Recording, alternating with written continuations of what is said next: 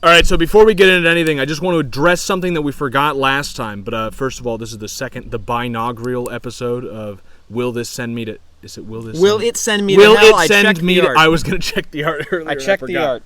I'm Michael. That's Dalton. Uh-huh. I expected a hi, but yeah. Hey, how's it going? Just before we get into anything, because this is going to bug the hell out of me. It's been bugging the hell out of me for the past week. You won't shut up about it. I haven't mentioned it at all to you. Last time, we covered Scott Pilgrim vs. the World, and somehow both of us forgot to point out that the lead woman, Ramona Flowers, least attractive woman in the movie, out of her two out of her 3 or 4 costumes, she is prominently wearing the transgender color. How do we miss that? I'll tell you why we missed that. Why? This is actually important information about the show. Our show? Yes, our show. This show. Because we don't discuss what we watch at all. Correct, yeah. We don't talk about it together. We've watched it together so far, but we don't discuss anything. The one exception last time was that I said out loud, "Are those the trans colors?" And you said, "I was just writing that down." Because we said that to each other, we forgot to mention it on the show. Because it's like you know what I mean? It's the dynamic is like it's already been said. It's already been said. Now this will be easier when we're not homeless and spending all of our time in a tent together. Yeah, it'll be easy when we're not living together in homosexual homelessness, homoerotic homelessness. Yeah, but for now. Yeah, but I want to mention that because it's been bugging the hell out of me because I don't think anyone has noticed that ever. That she is prominently wearing the transgender colors. The flag. The flag. Yeah. If that movie came out today, literally nothing else about the movie changed except the release date. Mm-hmm. I would assume that she's a man. There's no, you know what I mean? Because she's always wearing those colors. 100%. It's before its time. You know, this is before transgender took off. This is at the cusp. They were still on anorexia. If you look at were still on anorexia. If you look at the graphs of interest in anorexia, Google and searches, interest in transgenderism, yeah, they kind of one goes down as the other goes up. That's called correlation equals causation. I wonder what the next one is. Yeah, I don't know. Probably you had pedophiles. Cutting, anorexia. Probably pedophiles. Well, no, these are teenage girl trends, basically. Pedophilia. I don't think pedophilia is going to be the next bad boy is pedophiles. I don't think so. I just want to get that out of the way before we start talking about the next thing. Well, if we're still talking about Scott Pilgrim vs. the World, I got another thing that I never mentioned, and people are going to be disappointed that cinephiles like us missed. Okay. And that's There's a fucking bug in my drink. There's a bug in your drink? There's a lot of bugs lately. Yeah. We're still outside recording I forgot this to say, Dalton, tent. Would you like to give the home ownership update? Oh yeah, still fucking homeless. Still homeless. Yes, that's true. Yeah, but we're a little closer. Okay, we've gotten louder since the test. So yeah, I'm just turn it down. Turn it down a little bit. Yeah, that should be better. So anyway, okay. Scott Pilgrim vs. the World. We're homeless. Please don't criticize our audio work. Yeah, this will get better over time. Why are there birds? Or outside. Yeah, we have no choice because we're homeless. Yes. So Scott Pilgrim vs. the World. You have fucking. What's that guy's name? This is good. Forgot the main guy's name. Michael Cera? Michael Cera, thank you. That's the only recognized, you have Michael Cera, right? Mm-hmm, mm-hmm. From Arrested Development. True. From Arrested Development. The lesbian girl, played by the same girl who plays Anne in Arrested Development. Who's Anne? Anne is Michael Cera's lackluster girlfriend in Arrested Development. So it's a little inside joke. Oh, she's kind of a minor character, right? She is, but it's like hey.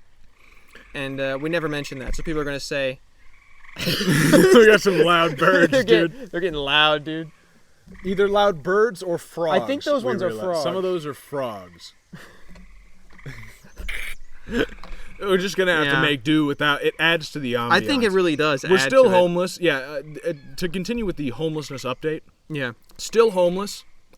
This is now the blog. I found something out about homelessness that you might not know, the viewers. I think a fly just flew straight down into my drink. Nice, dude. That's homelessness for you. So I found out something about homelessness, which is it has a way of slippery sloping its way into snowballing. That's the word. It's snowballs. What are you, more homeless? Where at first it seems like, I'm just going to be homeless for like a weekend. I'm just going to go out camping for a couple days. Yep. And then I'll be in my house. It's not, whatever. Yeah. I'm not really homeless. I'm just like camp. And then suddenly it's like, I've been living in the woods for 3 weeks. And I'm pretty sure it's going to be at least another 2 or 3 weeks before I'm in a home. Am I actually homeless now? How long until I'm actually homeless? Am I ever going to be in a home again? Where do you draw the line between I'm in between places and I'm homeless? And I'm homeless. Like once I reach the month point, which is any day now, we're getting close. Am I really homeless then? Or I think you'd really be homeless. Yeah. Well, but you're buying a house. But I will own a home. You're in the process. It's an underwriting or whatever. I am dedicated. Yeah. I will be a homeowner. Homeowner. Or I will die homeless trying. Yeah. Well.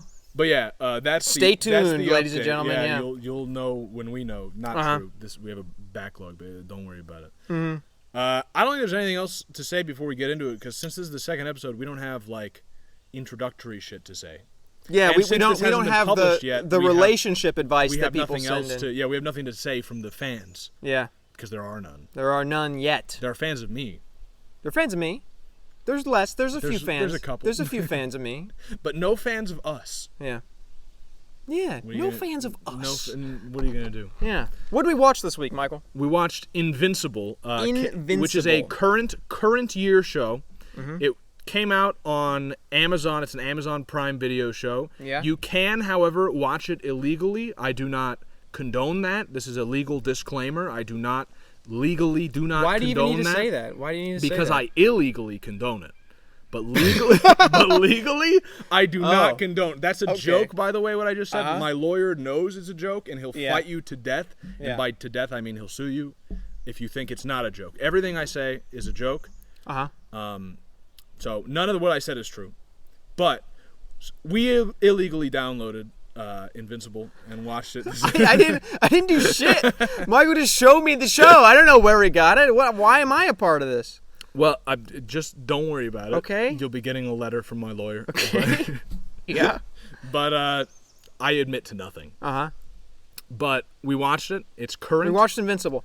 I don't like Amazon, by the way. Just want to put that out. We both worked for them for a while. Yeah. But I don't like Amazon. So if you were to illegally consume this media, it's not the worst thing you could. It's still illegal. Murder is more illegal. Yeah. It's way more. I thought you were going to go into a tangent about how like Amazon murders people. No. Because it's wage cages are more immoral than murder. No, than downloading shit. Oh, I think there's an argument to say that wage cages are more worse than murder. Maybe like how Aquinas says that masturbation is worse than rape. Well, I don't know. If I murder someone, I'm admitting they're a person. If I put them in a cage, it's like taking away their humanity. That's true. I think that's a really easy argument to make. But you could say murder is like slaughter, like what you would do to an animal. So that could go either way. But putting him in a cage is also like an animal. So Amazon does wage cages now, is what I was getting. Yeah, Amazon is a horrible dystopian company. You should illegally download their shows. But unfortunately, Amazon. I mean, we don't even get it here. So they do. Well, they do a good job. Not with here. what they do. Not here. Not here. They don't here. Here we're in the boonies. Yeah. Yeah, we're homeless. Which is cool. We don't have an address. We're also homeless. If we want something anyway. delivered. But I mean, even if we had a home. So what'd you think of Invincible? What'd you think of Invincible? Yeah. What? Just my opinion right off the bat? What do you think of it? Good, bad, yes, no? I thought it was pretty all right. I thought it was pretty good. Look, okay. So in terms of you want to tell us what it is first? It's Invincible, a show, but what's it about? It's a television show. I believe I'm using this term right. It's a deconstruction of the superhero genre. I mean, there's been so many fucking deconstructions of the superhero genre that it feels like just another superhero I do not know what deconstruction means. I only know it in terms of Madoka Magica, which was a deconstruction of Monster Girls, and I had not seen... Magical Girls. Whatever. I had not seen any of the Magical Girls. It's like... Yeah. Hey, do you want to see my new take on tiramisu? Dude, I don't even know what fucking tiramisu is. It usually, so a deconstruction is like there's a well-established genre that has, like most genres, certain elements that are always there. Uh-huh. And a deconstruction just says, like, what if we basically just still do that, but it's different? But it's like a little, but they're evil, or but they're cynical, or but it's a joke, or something like that. I thought it was what if it was in the real world? I thought that's what it meant. Well, that can be also, like, what if it was realistic? That could be part of it. But Madoka Magica wasn't exactly. Would you? I think this would be a deconstruction. I think Invincible would be a deconstruction. It is a deconstruction, but what I'm saying is there's fucking millions of superhero deconstructions, so it's not doing anything original. All right, so here, it's very similar to The Boys, which I don't think you've seen. No, I haven't seen. No. It seems boring. It's pretty good. You got it's all right. So it's basically like Justice League of America.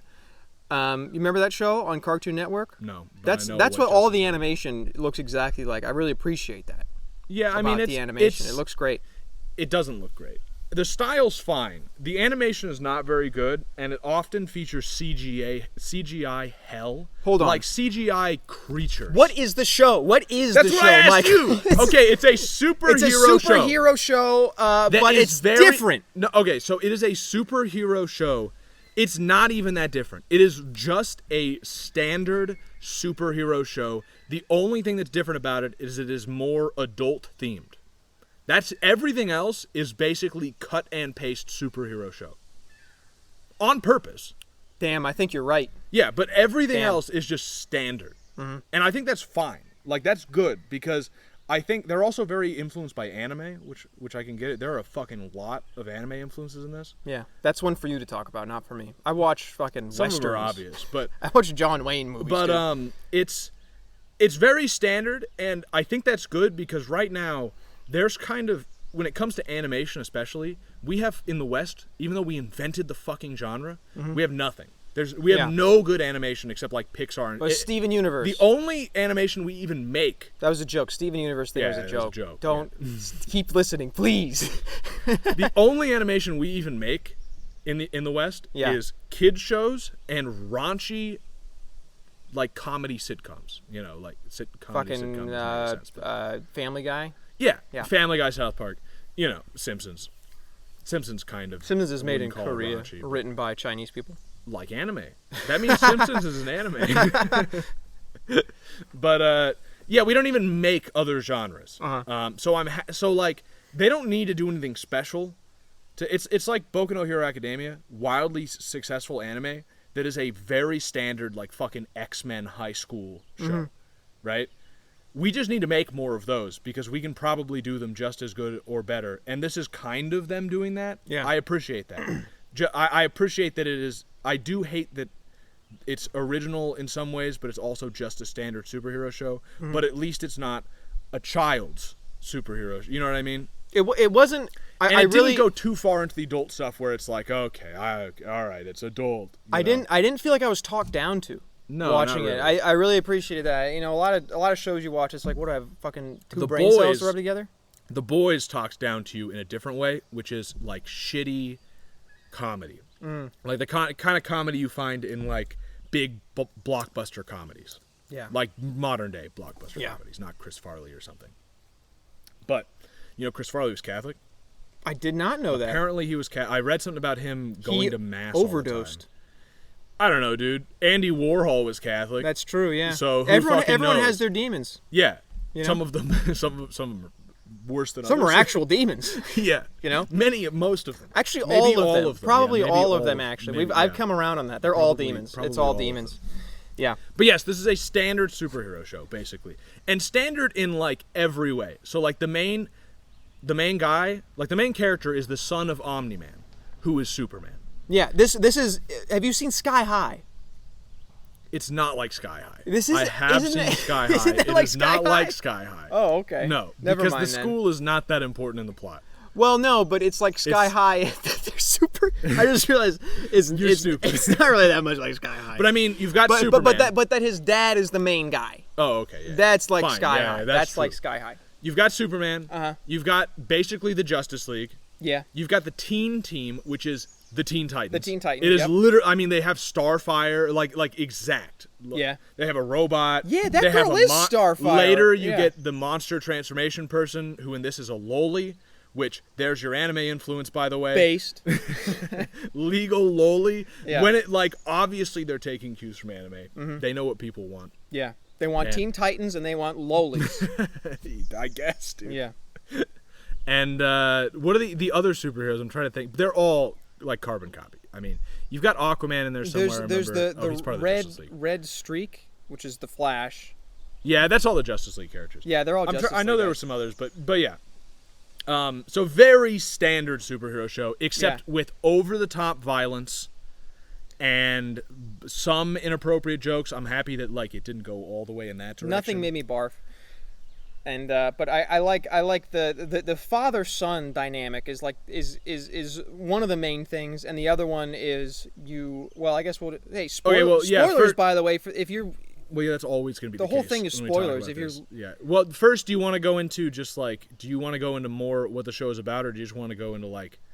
Well, first we got to say what the show's about. What's the show's about? Okay. What is the show about? Not thematically, but just basic. Yeah. Basically, what happens? So you have Omni-Man, who's Superman. He's fucking unstoppable. And imagine what if Superman killed the rest of the Justice League. I'd like to point out again, and this is now spoilers for a different show. So skip the next like minute if you don't want to know about The Boys. Do you care actually? I don't. It seems boring. Okay. The Boys did the exact same thing. Did it really? It's super like what if Superman was evil?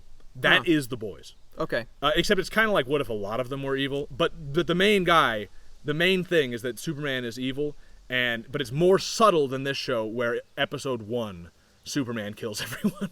Yeah, because the first episode, you're going like, this guy's great. Also, it's worth pointing out that this is based on a comic book, and The Boys is based on a comic book. I don't know which one came first, so I don't know if one's copying the other. That's fine. Who cares? But it's interesting. So, end of the first episode, Omni-Man kills the rest of the Guardians of the Galaxy or whatever they're called. I think the Guardians. I think the Guardians. Yeah, whatever. And pretty much until the last episode, you're going, Why did he do that? And that's what keeps you watching. I mean, it's a pretty good show, but that's the main thing that kept me watching is I just want to know why did he do justification. I want to know that, and I want to know the meme where he says, "Think, Mark." I wanted to watch that. I knew that was coming at the end, and I was so excited. And that knowing that scene was happening made me think like he's gonna have a fucking great reason for why he killed those people. So I'm hooked. I'm gonna watch every episode. I'm in it. Yeah, for sure. I don't know how well it paid off. We'll get into that, but. I guess we should say then. Will it send you to hell? Yeah, well, we can tell you what happened, why he did it. We'll get to that. When we get to the themes. Okay, so basically, first off, will this send you to hell? Basic level, like sexual content, violence, basic shit. Let me tell you. So, on the most basic level, listen. In my entire podcasting career, I have never had a more difficult hell or not than this one. Okay. You know what I mean? Okay. Because I think to the small-brained general public, yes. Okay. You need to be pretty much already awakened for this not to send you to hell. You know what I mean? All right. Because, and I'll tell you why. I think because there's so much gay normalization. There is. There's so much youth sexualization. Yes. And this is one that if any non-Catholics are not watching, it might not make a big difference to you. The Lord's name in vain. Way too much. It was like episode 5, he said it, and I was like I wrote it down, like, that. How many times is that? I started counting, and I counted at least 3 or 4 more until the end of the show, but it was, there was enough that I noticed it a lot. Yeah, I noticed it. It was enough that I noticed it. Yeah. And the gay thing, I would like this was even more gay normalization than Scott Pilgrim versus the World. And I don't know, when it's something like that, it's like if you're aware of it and you're not retarded, which most people are retarded, don't fucking flatter yourself and think you're not retarded. But if you're not retarded, then, watching this, like, is it going to make you just suddenly think that gay people are okay? No. But, like, if you watched Scott Pilgrim versus the World and then this back to back, like we did, then, like, you keep doing that over and over, and it's going to wear away at you. It's going to make it seem normal. So, after this, you should watch something very anti-gay. Yeah, I was, watch an anti-gay movie. You should watch something from the 30s. ISIS beheading homosexuals or something. just to achieve equilibrium. It's like eating ginger after something really strong. I guess. ISIS is like ginger. Don't clip that. So, and what particularly offended me with the gay normalization is the 16. Why I got did another you leave your phone on? I thought I had You it just off. got a call. It's my. Should I say answer? No. Oh. And Okay. turn your ringer off. Sorry. At least All put right. it on vibrate, dude. Let me just turn that down. Oh So what really got me with the gay stuff was the 16 or 17-year-old dude talking about how much he loved having gay sex with that guy. In the past. By By the way, when they were younger.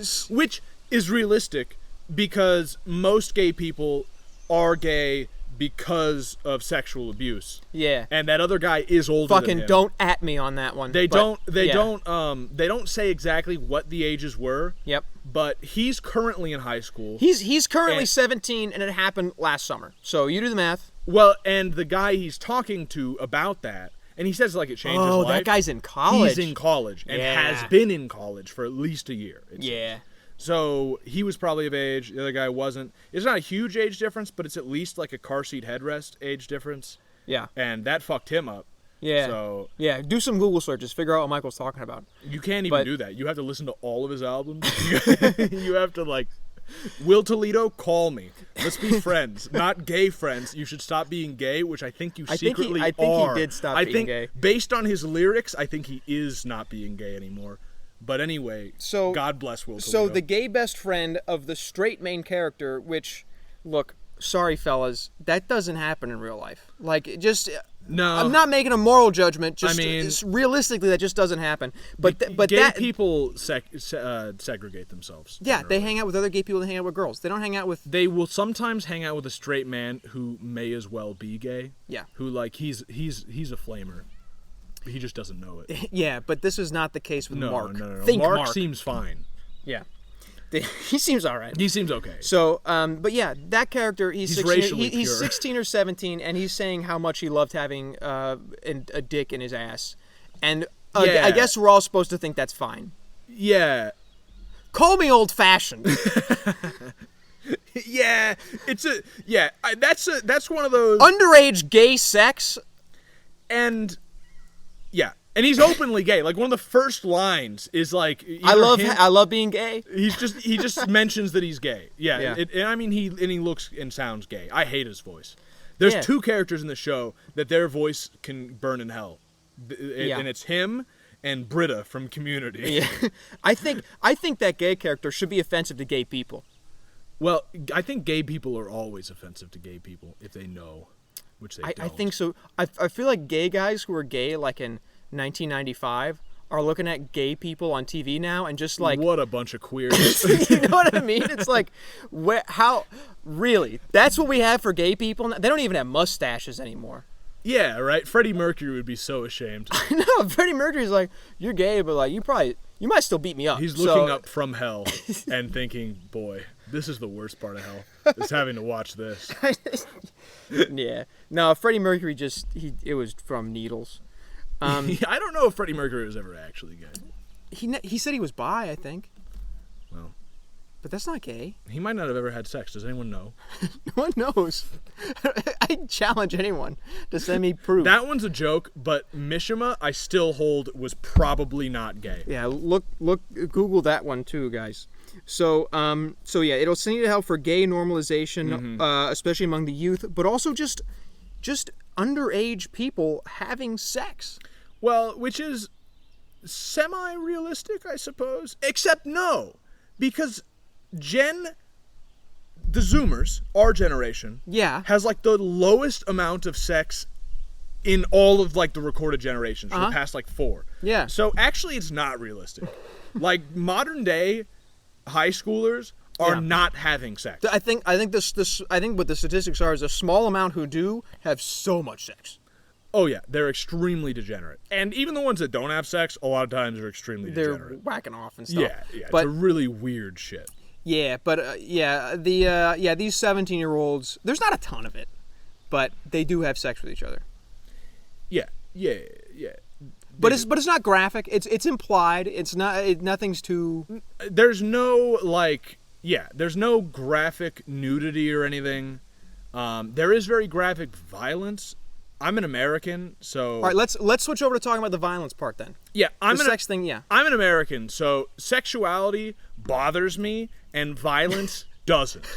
That's just how Americans work. That's part of my culture. And look, we're right too. Europeans are going to say, well, violence is worse. No, it's not. That's because violence is good most of the time. Most. Quote me on that. Actually, I think that's one of the themes of this show is that violence might be the answer to most questions. Yeah. We'll get to that. But sex, pretty much 100% of the time it's depicted, I'll say 99% of the time it's depicted in any media, is wrong. Well, and here's the thing. Can you name me, what's the last thing you watched other than Invincible, and we'll get to that, I was gonna say Invincible, where a married couple had sex? They're never fucking married. No. And even then, I don't know. You would think watching TV and movies now that married people just don't have sex, which statistically, opposite. Not to dunk on anybody, but yeah. But do you know that statistically? What are you talking? Oh yeah, single people don't have sex. Oh well, that makes sense because young people don't have sex. Also, there's big breaks between relationships and stuff, you know. Well, yeah. Married couples have way more, unless they're fat. That makes sense. Which might not even be true. I made that one up, but that makes sense to me. If it seems true, it is true. It is true. Shit, what was I gonna say about you? Distracted me with that. What were we just? The violence. Violence. Yeah. So the other thing about violence versus sexuality is like sex is the kind of thing that watching something that it's more about our time period. I think I don't know if this is just innate to human beings, but it's like if you watch something with nudity in it, a lot of people that makes them more likely to want to go do something like to go jack off or like have sex. Whereas watching Omni-Man crush a man's skull with his bare hands doesn't make me want to go crush a man's skull with his bare hands. Now, I think sometimes that can be the case, but usually that's only if like, wow, this guy's killing people for a good reason. I should go kill those same people for that good reason. But like, it's not like, ooh, I saw violence, I need to commit violence. But if you see sex, it's like, I saw sex, I want sex.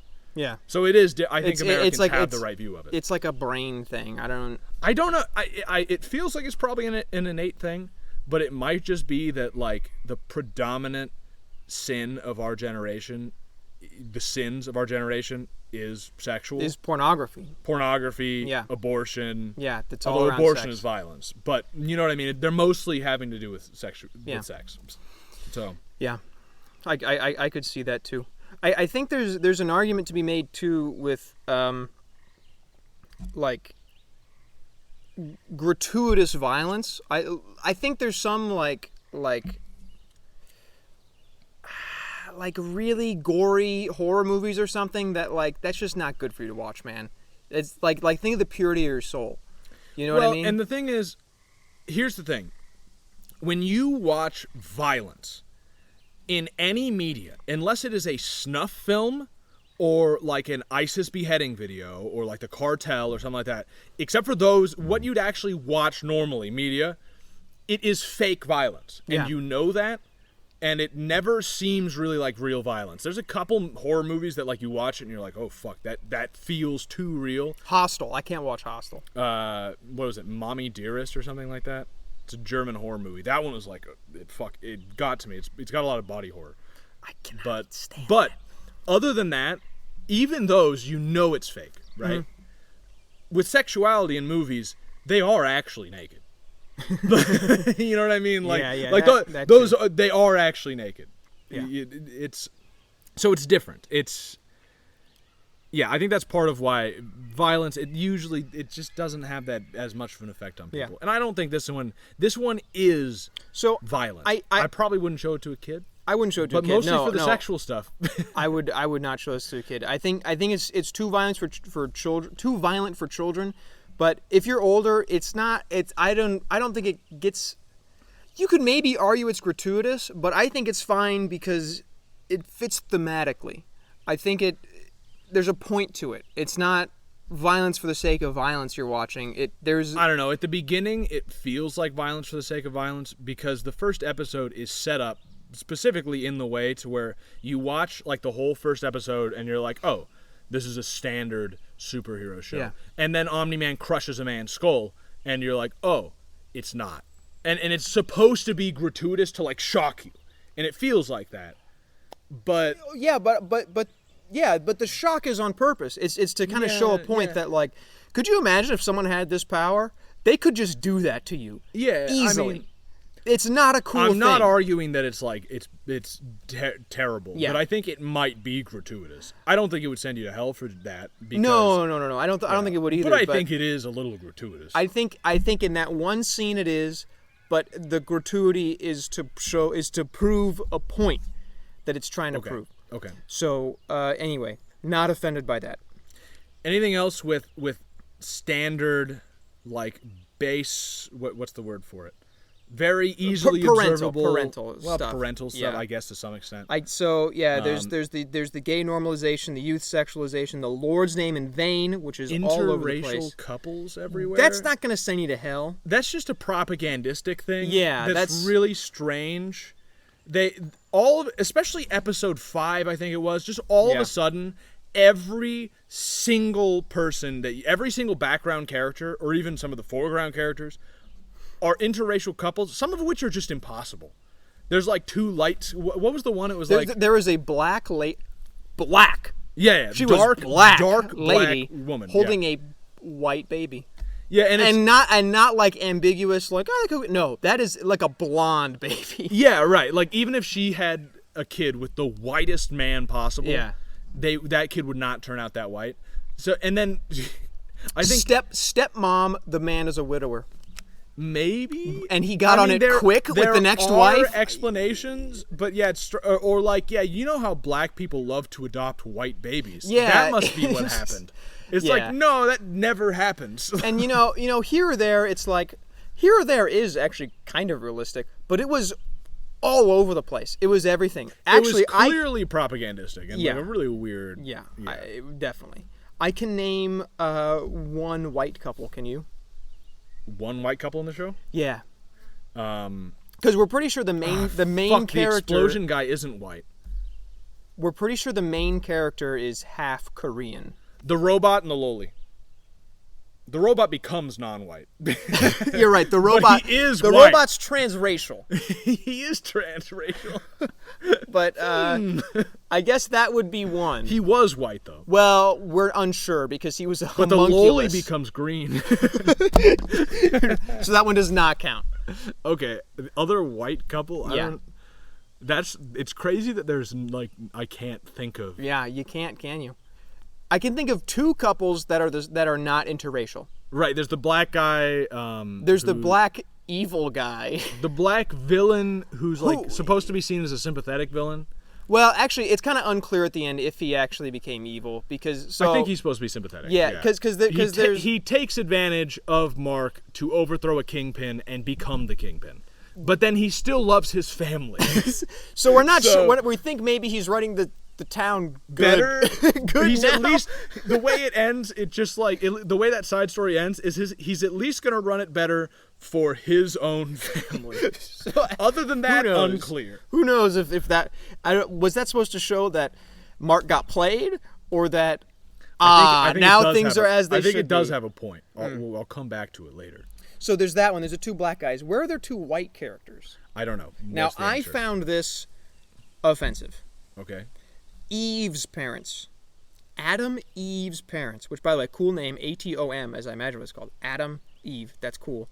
Her parents, the fat people. The fat and like semi-abusive pricks. Her dad is an absolute prick and is a straw man for traditional men. I wrote down straw man. I was like, this guy is like right on some things, but is like a clear straw man used to discredit those things. Yeah, because he's a prick. Like he is a prick, but he holds right opinions on some things. Yeah. What does he tell? I'll look up what he told her because it's like everything he's telling her. It's like. Dude, he told her stop being such a prick about what he told her like you should get married, settle down, have a kid, and she's like, whoa. But he says it like you fucking dumb bitch, like you should get a kid. But it's like he's right though. He's correct. Yeah. Yeah, he says, worst day of my life is when you got powers. Oh, yeah, that too. Which is like, I guess, but like he says it like a... He says, the worst day of my life is when you got powers. You dumb bitch. He doesn't say that verbatim. I know, but that's how he's... He's a that's bitch. The gist. He's a prick, yeah. It's like... I thought of another white couple, by the way. What? Tell me the other white couple. The gay people. They are white, aren't they? Yeah, they're both white.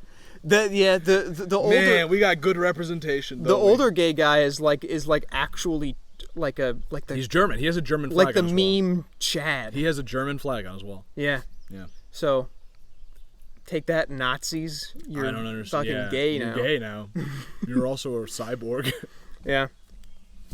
So anyway, the interracial stuff, I mean, it's not going to send you to hell, but it's for sure propaganda. It is propagandistic. It's that kind of thing that you want to look for because you are being propaganda. You are not immune to their propaganda. So again, if you're retarded, and you are...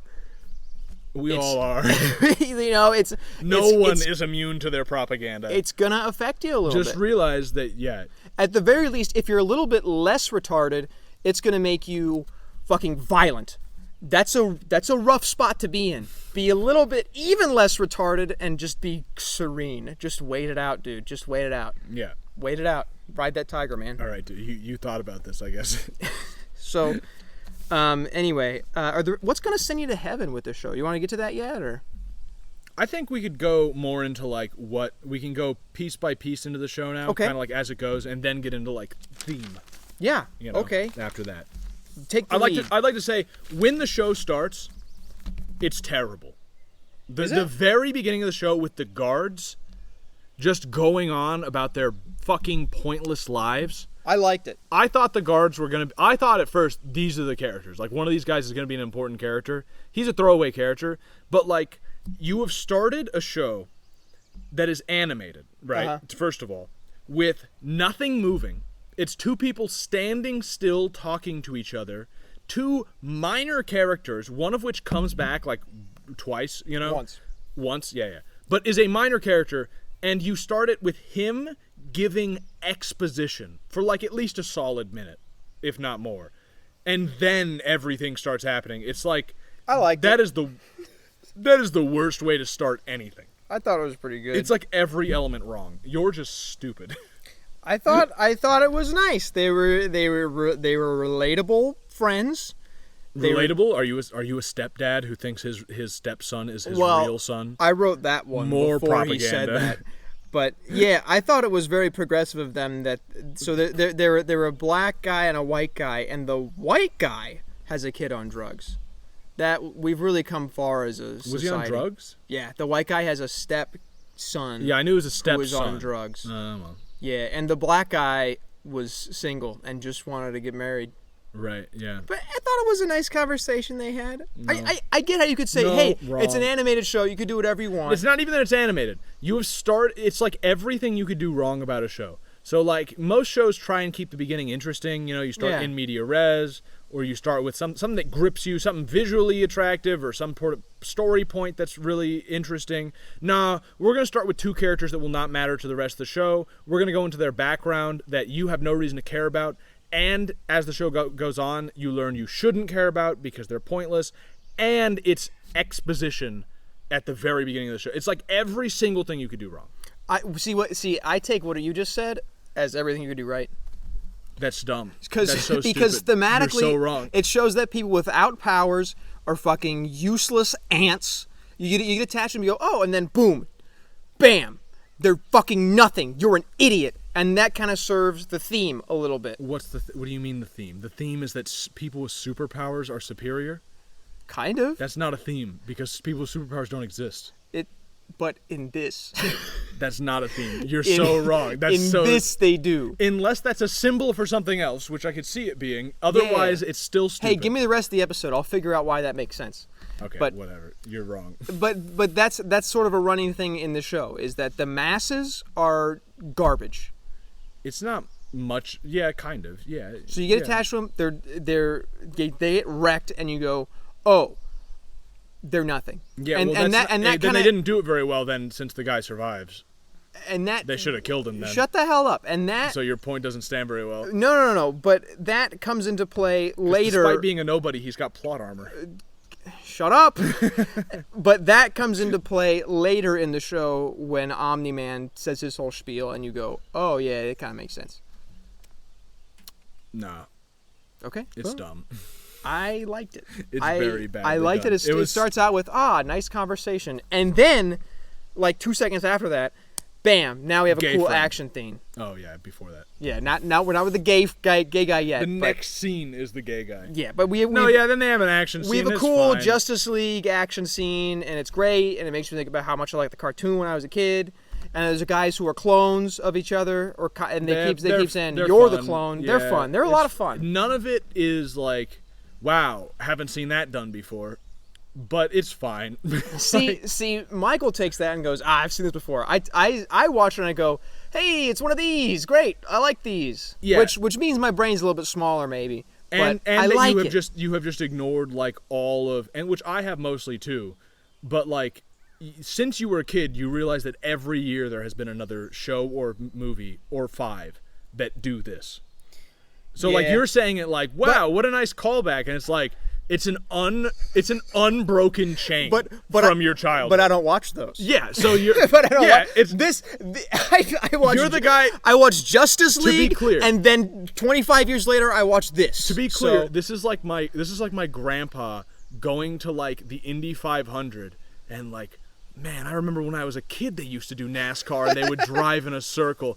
I can't believe they're driving in a circle. This is great. And it's like they always do this. It's the same as always, Grandpa.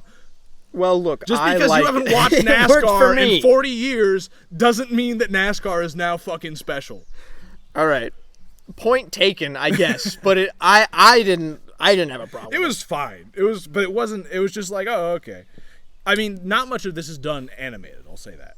You know, it's all live action. Mm-hmm. But okay, so then we get into Omni-Man, played by J.K. Simmons, who excellent choice in casting. He's the not quite my tempo. What? Yeah, he's that's that him. guy. Yeah, he's also the from Whiplash. Yes. Oh, that's cool. He's also J. Jonah Jameson. What? That's the same guy? That's the same guy. You didn't know this? I love this actor. Yeah, you don't know actors. No, I don't know actors at all. Yeah, he's also the farmer's insurance guy. That's true. That is the Whiplash it's guy. It's all the same guy, yeah. Wow. Yeah. Dude, you know how much I love farmer's insurance. That's J.K. That was great casting. Oh, yeah, that's cool. He does a great job in it. I like that he's a DILF. We need to see more of those in media. What a strange thing to say. You know what I'm talking about, though. You want to fuck him? That's what you just said. I don't. It's the... Well, you didn't say Dolph. You said Dilf. It's the phrase. And look, we'll move past that one. But you see him and you see instantly, this man has perfect life. Yeah. Well, he's got the wife who keeps it tight. He's got the cool, smart kid. You know, I wouldn't say the perfect life. He lives in the suburbs. Did that bug fly directly into your mouth? It tried to. And he's got one kid only. Yeah, but maybe something happened. It's not really. But it's pretty nice. Wife loves him. Works. House is nice. Yeah, it's his life's okay. He's doing pretty good. I wouldn't be putting it in any. I mean, he flies to Italy to just go like pick up a pizza. Yeah, that's cool. That's not the perfect life. That's cool. I don't care what else I got going on. If I can do that, it's pretty good. I like the Russian guy who has like a broken Russian relationship. That's good. That's Kino. That's the perfect life. But I was pretty. This guy rocks. Basically, is what I saw. At least, at the very least, it's meant to portray, dude, this guy's life rocks. Yeah, and Mark, the main character, his parents, Omni-Man and wife. Nolan. We just call him Nolan. Omni-Man. Yeah. But his parents are like also openly sexual in front of the kid, which is kind of, I don't know how to feel about that. Where they're like, I don't know how to feel about that. They basically just say out loud, "We're gonna go have sex now, son." And he's like, "Please don't tell me that." And they're like, "What are you, some kind of prude?" Shut the fuck up. Shut the fuck up, kid. We're gonna go have sex. Yeah, that was weird. Yeah, it's like good for them for being attracted to each other. Like, at least it's not another show or movie that shows like a married couple that's sex, like a sexless relationship and they hate each other. But it's still. There those frogs go again. They get loud. They do get loud. But instead, it's like, yeah, I don't know. It's just strange. It's strange, but it's fine, I guess. That's fine. Do you notice, especially early on, that they don't have facial expressions, like any of them? No. I didn't make that They have note. no facial expression. It's another example of very kind of lazy animation. They didn't need to do much because they have no competition for, like, there's not much American animation. On the other hand, they have huge competition because they're competing with anime. But, like, yeah, they got, like, no facial expressions. It just kind of was strange. The animation, like I said, is not that great. Some of the fight scenes are okay. When Nolan goes to Mars, it's the only time I thought, like, oh, this actually looks sick. This looks cool. But any other time is like, it's kind of lazy. The CG hellscape, like the creatures in the background, especially that cafeteria scene at one point. Yeah. Like, they look like something. The they look like ghouls. demons. Yeah. They look like out of Courage the Cowardly Dog. It's like nightmare fuel CG. Yeah. But in the background, just don't look too hard. But you immediately noticed. Like, I noticed right away. I didn't notice till you said something. Okay, well, it's bad. Yeah. Yeah, I don't know. Anyway, okay, so we got that. We got the dad. And then, so the point is Mark doesn't have his powers yet. And then, oh, hey, he got his powers. Which is, now I see why you compared it to Sky High. That's kind of like Sky High. But it's also like My Hero Academia, which I think is probably the biggest Japanese competitor to the show. I don't know if it takes too many points from this. It does have the violent, exploding side character like My Hero Academia, but he didn't end up becoming evil or like openly antagonistic that much. So, I don't know. There's quite a few anime things in this. Like okay, he goes through a Kid Gohan phase, which is straight out of Dragon Ball. I'm trying to think of what the other ones were. I wrote them down. The leader of the organization, the superhero organization, and his sidekick both look like Tokyo Ghoul characters. Yeah, the exploding sidekick guy is just Bakugo or whatever his name is from My Hero Academia. And then you literally have a 30-year-old genius roboticist who turns himself into a young boy so that he can be with the love of his life, a legal loli.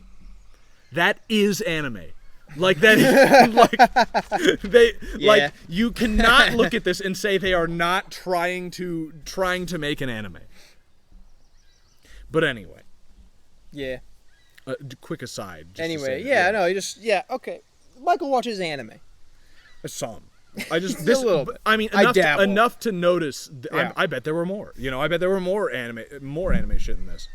There was a lot of superhero shit that I probably missed too. Yeah. There's the obvious that we mentioned, but okay, Mark gets his powers.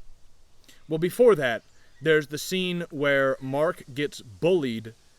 There's a high school bully who I think is trying to ask out the black girl at the high school. Which is just goes to show how progressive and open-minded the jocks are in the future. Yeah, but she doesn't want him to, so now he's the bad guy for being pushy, even though I don't think he actually pushed that hard. He was just kind of asking her again. And then Mark stops him, and so the jock starts beating him up, and then the girl kicks him in the balls, and go girl power. Great. Just want to point those things out. By the way, young men listening to this, you're all 14, I'm sure, who are listening. Well, he was 17 in the show, so. I know. Okay. They're 14, Michael. Yeah, okay, whatever. Look, ask a girl, and then ask again. Ask again. What's going to say no again? She'll kick you in the balls after somebody else tries to defend her. I know, it's like, that's just good advice. It's called being persistent. Don't fucking hit her over the head, and put a bag over her and, take her to the dump. It's weird that just it's weird that ask you say and then not, you ask again. It really is weird that like you think about how times have progressed. Mm-hmm. I don't even know if progress is the right word. But like you say don't do that. Yeah. And it's like, well, the greatest civilization of all time did that en masse. Like Rome just kidnapped a bunch of women, and that's how all of Rome I'm started. talking maybe morally, Michael. Yeah, but I mean, Rome's pretty cool. Okay. and you get well, points you for just that. yeah, they do get points, I guess. I guess they get points, but I don't know, dude. I'm just saying that I don't know what I'm saying. Don't take moral lessons from the show anyway. yeah, Like, that don't. Okay, so the stance is Michael says kidnap your crush. I say ask her out a second time. Yeah, either they're seen as the same in this show. They kind of are, aren't they?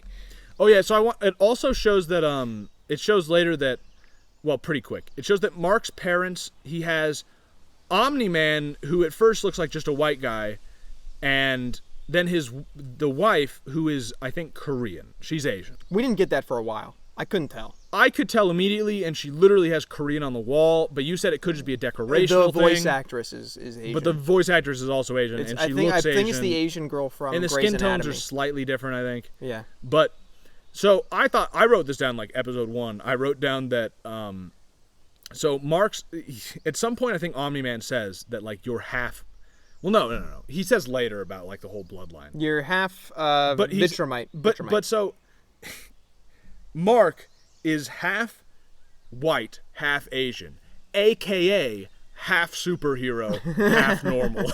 I It's guess. a clear symbol. I guess this movie is racist. I'm not joking. This show is about, at least to some extent, colonialism. And the superiority of white people, maybe. Not that I don't think the show. You could take it that way. I think no. I think this show is supposed to be about colonialism, at least to some extent. Well, we'll get to that For sure. Well, yeah. Okay. Okay. You wanna? Yeah. Okay. Well, any other major points? I mean, I don't want to just go point by point through the whole show, but like things the first episode's pretty important here. I actually don't think so. I think most of the first episode is like I said, just pretty standard. Actually, I think we've already talked about the important stuff in the first episode. Exactly. Yeah, I think, yeah. I mean, it has that cool scene where he has he tells, instead of beating up the bully after he gets his powers, he just lets the bully beat the shit out of him more. Hit me again. He just hit me. Yeah. Yeah. That was a good scene. That was one of the few scenes that was like, that is a creative scene. Yeah. And then the episode ends with Omni-Man kills everybody, and then you go, oh, I have to watch this entire show to know what happens.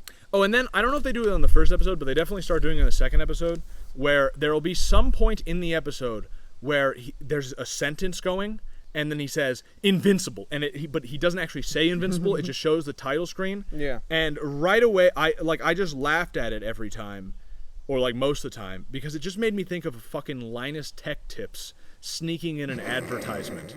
You know what I mean? Like he looks at the camera and like brought to you by, you know, like tries to sneak it in. I don't think it's supposed to be not a joke. You know what I mean? It felt like Linus Tech Tips sneaking in the title of the show in every episode, which is funny. Just like how our sponsor sneaks in with saving. Nope. Yeah, I know what you mean. Yeah. Oh, and then, so in the second episode, Mark also starts, so he has his powers. This is the second episode. I'm pretty sure this is the second episode that it starts happening. He has his powers, and he starts, like, trying to do things with them. And this is where one of the first themes, I think, comes up, like, semi-themes. This is actually one of the things. When I was, like, thinking about this show, I feel like it's pretty scattershot.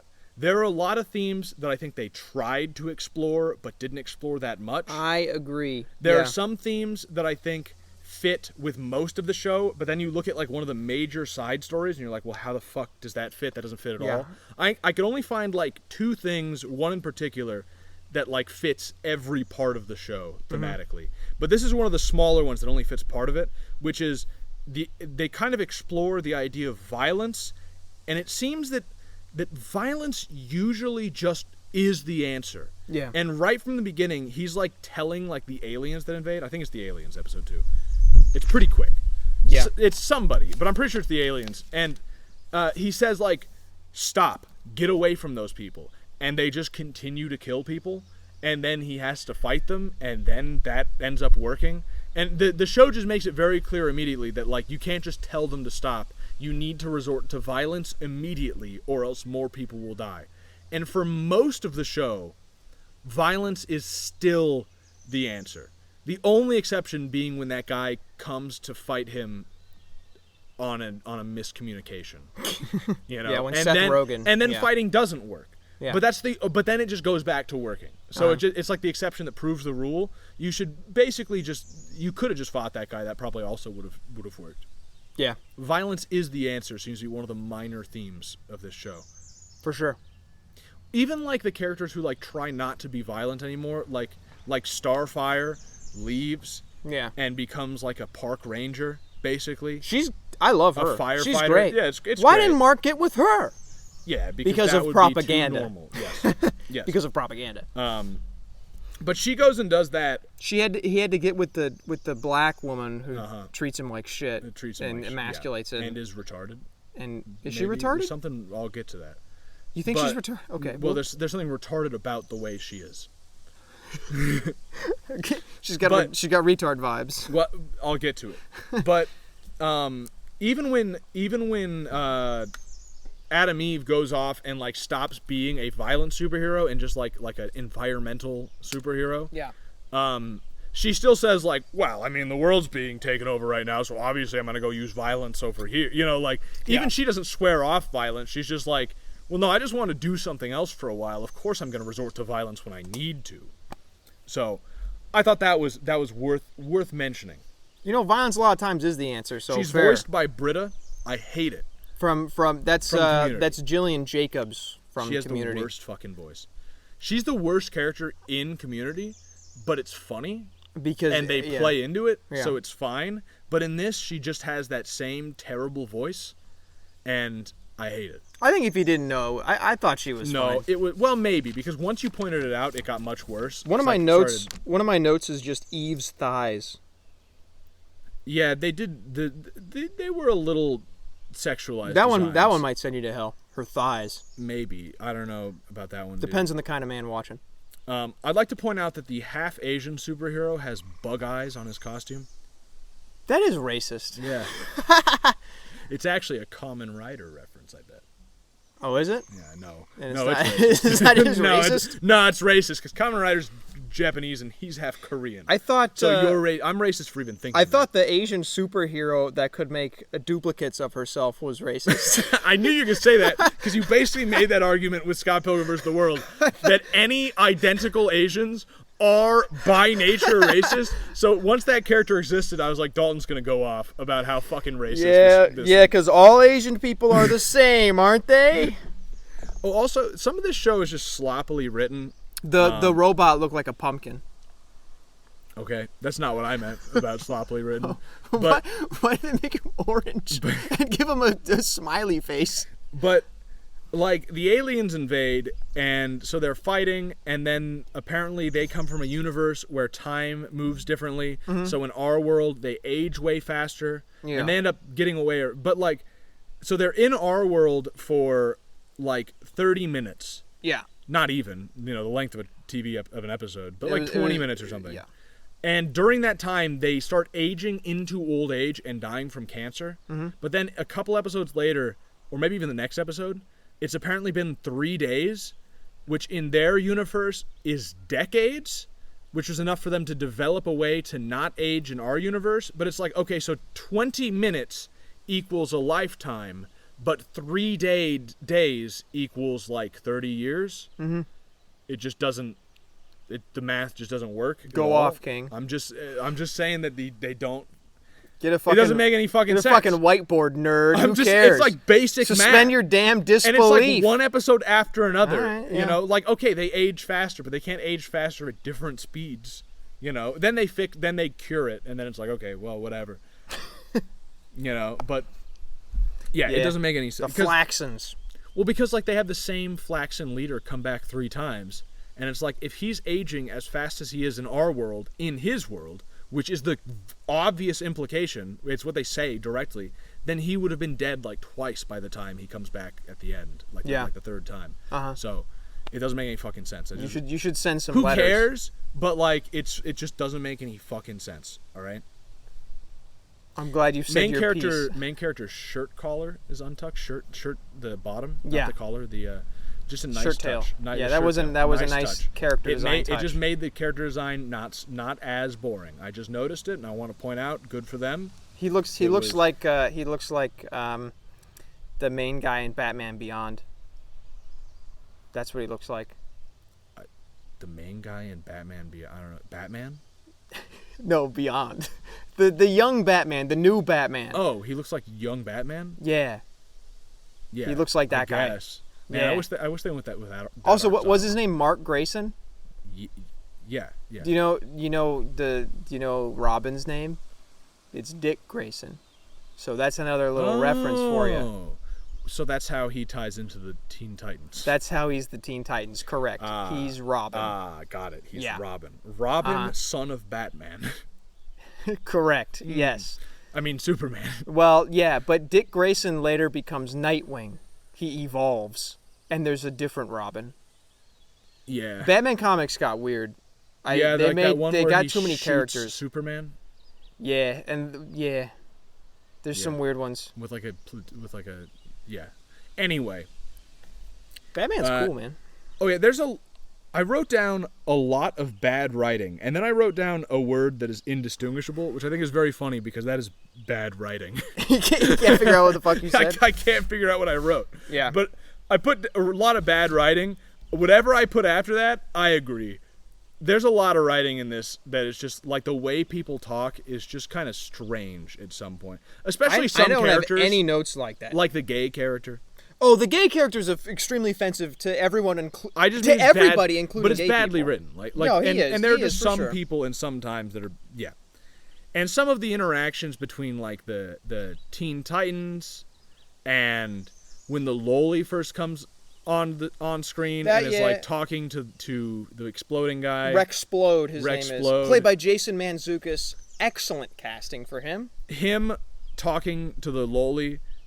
The writing's kind of bad. That was bad. Well, yeah. I get that it sets stuff up later, but it was kind of sloppy. I think they could have thought of a better way to do that. It just wasn't well written. It just wasn't. Yeah. Also, there's a point right around there where the gay man is giving Mark relationship advice. Mm-hmm. Just like to point out, why would he ever listen to a gay man give relationship advice? He's like, it's not even clear that this gay man's ever been in a relationship ever. Right? He has a crush on an older gay man who sexually assaulted him in the past. So you should take his advice? I don't really get... It's just more normalization. So, look. Okay. I want to talk about the demon guy. About Hellboy. Hellboy, yes, mm-hmm. Hellboy. Who is Alex Jones, by the way. He knows what's going on the whole time. No one will believe him. Writes him off. Yeah, but it's not really. I mean, I guess it is no, it's not even a conspiracy. He knows what's going on the whole time. I wouldn't go in so far as to say Alex Jones because he doesn't have any like fucking crazy knowledge like the show said. By the way, this show does end. No. I gotcha. I understand why I wrote this. Why? So Dark Blood equals Alex Jones ? Because Alex Jones was demonized. That's so stupid. I can't believe you even wrote that down. Okay, sorry. Guys. I was going to say, the real Alex Jones is Cecil, because at the end of the show, he says there is a chemical they put in tap water so that normal people cannot see certain frequencies. I forgot that he said that at the end. They actually end this show by saying that they put chemicals in the water to like basically close your third eye. To calcify your pineal gland. It's amazing that made it into the show. Yeah, because they do that, by the way. They do that. For real, in real life. Well, actually, and we let them do it. Actually, there's been a lot of studies that show that fluoride in water lowers IQ points of children. Does it really? Significantly. Wow. Yeah. So keep drinking that tap water. And thank you, government. Other countries, by the way, places that don't put fluoride in their tap water do not have better or worse teeth. It does not actually have any effect on your teeth. And even if it did, thanks. I'll just brush my teeth if I care that much and keep my IQ points. Thanks. Right? Like, we have a solution. You don't eat toothpaste, right? Like, not usually. We have a solution that does not include, like, making yourself retarded. So. But, yeah. So, anyway, that guy's Alex Jones. No, it doesn't make any sense, but. Oh, no, that's Cecil. Oh, yeah, Cecil, why not? Yeah. That was that was crazy. It was insane that they said that, but... All right, so eventually, Hellboy goes to Omni-Man's wife and starts telling her, like, hey, do you think maybe your husband killed all the Guardians? And then she starts to suspect. you know, and then Omni-Man does like expert gaslighting on his wife. Oh yeah. Just like the whole time, like, no, you're crazy. Yeah. You know? Yeah, he lies to her, which, by the way... Non-stop. Like, just fucking everyone in the show lying. is a liar. I'll come back to that, but, like, every fucking character in the show is a liar. I think that means something. That one might send you to hell. I think, well, but no, because it has a message about lying, I think. But first I want to point out the Dr. Seismic at Mount Rushmore. How do we forget Dr. Seismic? Yeah. He's my favorite villain. So, first of all, his whole, like, his character, like, personality is like that from Avatar, the animated show, Last Airbender. Okay. The Earthbender, yeah, Boomy or whatever his name is. What'd you say? Boomy or like Boom? Yeah, I think it was Boomy. Yeah. The old guy. That is the personality of this guy. Yeah, but also a hard leftist. But also, it's funny. So like he goes into saying that like. He's trying to destroy Mount Rushmore, and he says specifically out loud because they were racists. Yeah, and this scene comes directly after it is pointed out that he has probably given himself brain damage because of his inventions. Yeah. Like back to back. It is like I couldn't believe that this show does that. Back to back it says, yeah, this guy almost certainly has brain damage. And then it cuts to him saying, they were racist. Yeah, look, I have a bachelor's degree in women's studies and all that. He does say that. He says that. He literally says that. Right after he probably has brain damage. So I thought that was fun. Yeah, that was a fun one. Yeah. That was fun. Okay, so wife is suspecting. Also, I'd like to point out at some point he says, I think when the confrontation is starting to happen, but maybe before that, who between Nolan and the wife. Yeah. I just want to point. This is a side note sort of thing. He says that the wife of Omni-Man shouldn't have to work. I agree. And she gets pissed. Yeah. So really bad sign. Also, like I don't know, that's semi-propagandistic because at that point Omni-Man is starting to be seen as the bad guy. Uh-huh. I mean, he is from episode 1, kind of seen that way, but there's a confrontation happening, and they put that in there. That's kind of propagandistic, anti-housewife propaganda, which is real propaganda. Yeah, I didn't recognize that. You're right. The wife of Omni-Man shouldn't have to work, said by a bad guy. Yeah. My wife doesn't work. I don't want her to work. That would suck. That would be horrible. Yeah, and she's like, that's why I work. Like I want, like she has to fucking be important. Or work something. Sucks. I don't want my wife to have to do it. It's stupid. It's because really, I love her. You know what I mean? And it's better in every way for the wife not to work. Yeah. And it's Christian, so I mean, unless she's working on the farm or something, I understand that kind of shit. You're right. That's that's propagandistic. Home, but it's propagandistic. Yeah. Yeah. She's always home though. Which is fun. She is that's fine. She's like a realtor from home. When my youngest kid is like 17, 18, my wife can get a part-time job if she really wants. Yeah, it's not a big deal, but you must be insufferable if she wants to, though. Yeah, for real. Know what I mean? Yeah. Like, I don't know. Because I couldn't I'm doing everything in my power at the moment to never work a day in my life. Yeah. Like, okay, if she starts a fucking Etsy store, that's different. That's exactly you know what I mean? And that's like I'm going to be working, doing like videos and stuff. But like I want to stop working in the workforce as soon as possible. Yeah, work sucks. You'd have to fucking despise your family to want to do that, which is a lot of people. Most people. Yeah. I would say most people actually. Yeah. Yeah, you have something to say about something important about the confrontation. You were going on Hellboy, the wife. Oh no! Just that's where we are in the story now. Oh, just that. So now the wife begins to suspect stuff, and I mean, rightfully so. Yeah, I mean, he did it, and it's like he is lying. It's one of those situations. Yeah, I know what you mean. Yeah, it's sort of propagandistic that it's in this, but like if you look at what actually happens in the show. She has every right to suspect him and to he's lying to her all the time, but it's just like, wow, can't we have just a happy marriage in anything? I guess maybe not because conflict makes things interesting, but I don't know, it just kind of seems like fucking everything. It's propagandistic because there's always this idea, and it's like they don't get divorced, but they do like leave. each other. Yeah. He leaves the planet. Well, he's a murderer. Right. Yeah. But he's a murderer. But still, and it's not even. She doesn't even ask like, well, why do you murder those people? Yeah. You know. I think she does. Well, yeah. She does ask, why did you do it? I think she does, and he doesn't really give her a reason. Yeah. It's bad on both points. He's very dishonest. He's extremely dishonest and also a murderer.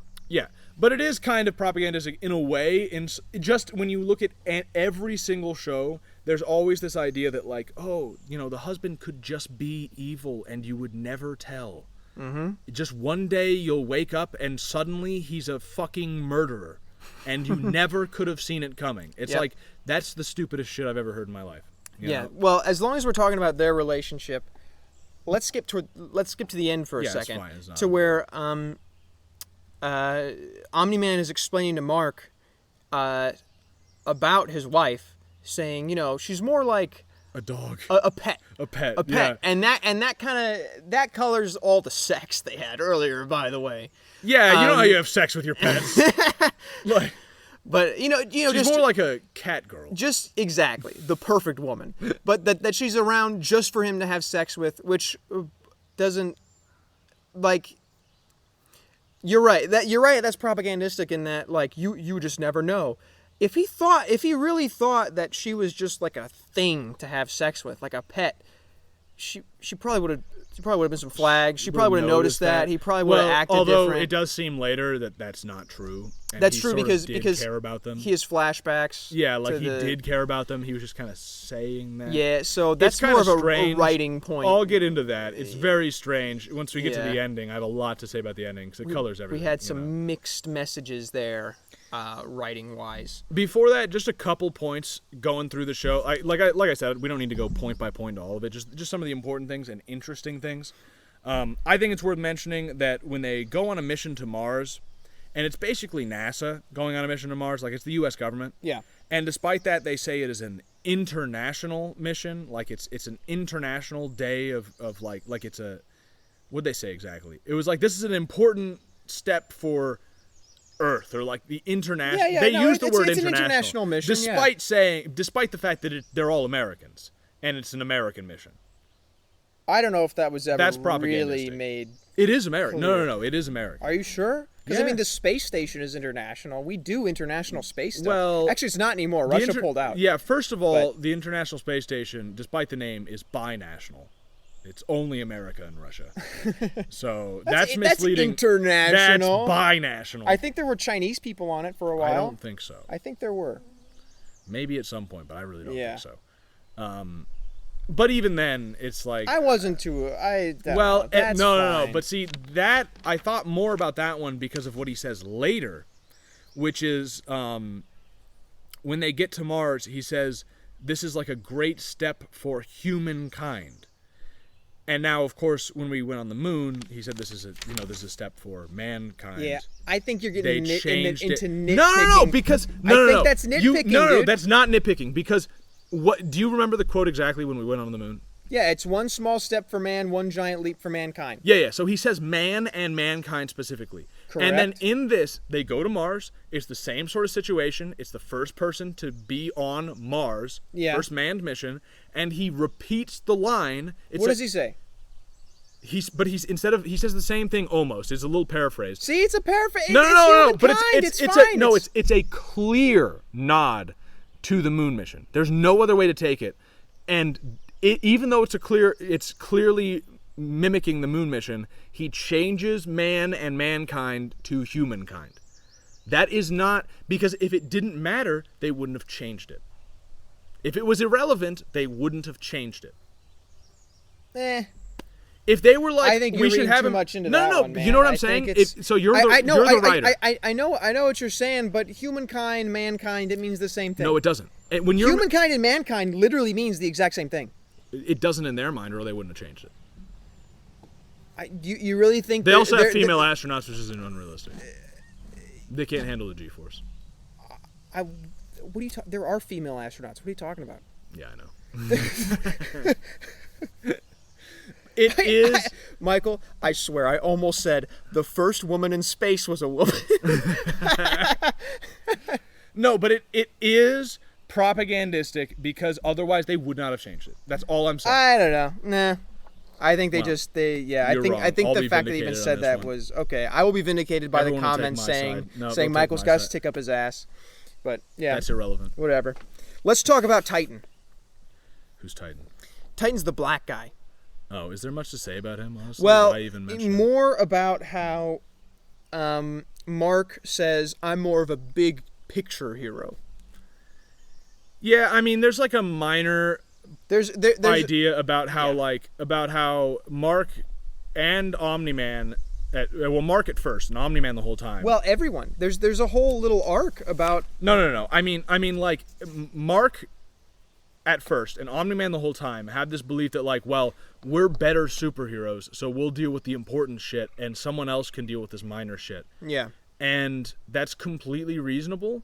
It is, yeah. That's just division of labor. That's like one of the most basic ideas in the world. And the show says, no, it's more compassionate for the really strong guy to waste his time doing this. And it's like, well, why? That's it doesn't make any sense. Yeah. Like it really, like, Omni-Man was completely correct. And he was also correct warning Mark not to trust the guy because the guy takes advantage of him and Mark almost dies. That is weird. That is weird how Omni-Man is clearly in the right. Even in the obvious logic of the show, Omni-Man's right about a lot of stuff, despite him being a Nazi. Well, I mean, he is, like, they do make him sympathetic. Like, I don't think that's an accident. Yeah. You know. But yeah. He also I'd like to point out there's a few references in this show that come up to tyrants or like leaders, like Caesar. The guard later is in front of the the Queen's fucking palace or whatever the fuck in UK where the Queen is. Buckinghamshire. That's what that's not what it is. Buckingham Palace. Yeah. He's there and he talks about, like, yeah, you think she's just a kind old woman, but she comes from she's descended from tyrants. And it's like, okay, I guess the show has something to say about that. But the Queen? Yeah, I'm like, okay. And then it shows and then later, yeah, there's Caesar, and when Omni-Man's like on vacation and he says like Julius, like one of Earth's greatest leaders. Oh yeah. There's Julius Caesar. Like you take pictures with a guy dressed as Julius Caesar. Well, and so it's interesting because it feels like they were going to go somewhere with this, and I don't think they did. They didn't. Which is they show these examples of great people, great civilization, sort of that used to be very powerful and are not anymore. The monarchy of England used to be great empire. Now it's just a little old woman. She was descended from tyrants, but now she's nobody. Yeah. Right? Julius Caesar was one of the greatest leaders Earth has ever seen. Now he's somebody's dressing up as him in his fucking costume. Now that's quite interesting, but they stop. Yeah, I thought this show's kind of a hodgepodge. That's kind of another example. Yeah, you didn't go far enough. I thought they were going to start to show the degeneration of Earth and why maybe we need the Empire, the alien Empire, to take us over, and that was going to be some of his justification. But no, that just like kind of gets dropped. Yeah, and there's a lot of themes like that where it's like, oh, they're starting to say something interesting, and then they stop it. I also wrote down here, Black Man Golem, and I don't know what I meant by that. Oh, Titan! Titan is literally a golem. That is his superpower, and he's black. That's Jewish racist. Okay. All right. Jews on high alert for this one. Yeah, they better. You're racist. You're racist, Jews. Just saying. Well, since we keep getting into it, let's discuss. So I guess in the last episode, then we learn. Is there anything else to point out before that? There's a few like minor themes that are like half explored. I'd say one of them is also rage. Everyone in the show gets more powerful by being enraged, but especially Mark and Omni-Man. Yeah. And that seems to be just seen as a good thing. The show seems to have a minor theme of just like use anger for good because it's powerful. You should use anger for good. I mean, I guess, dude, but it's just interesting that they kind of have that going on in the background. That was kind of half-baked. They didn't really say so anything. Much of this show is half-baked, but I wanted to point out some of these half-baked things. So yeah. I have one thing here that says, why fight Omni-Man ever? At a certain point, there's pretty much a manhunt for Omni-Man. You know, we're going to get him and bring him to justice. Well, they were able to fight him fairly effectively eventually, so it's not that crazy. Yeah, but I mean, like...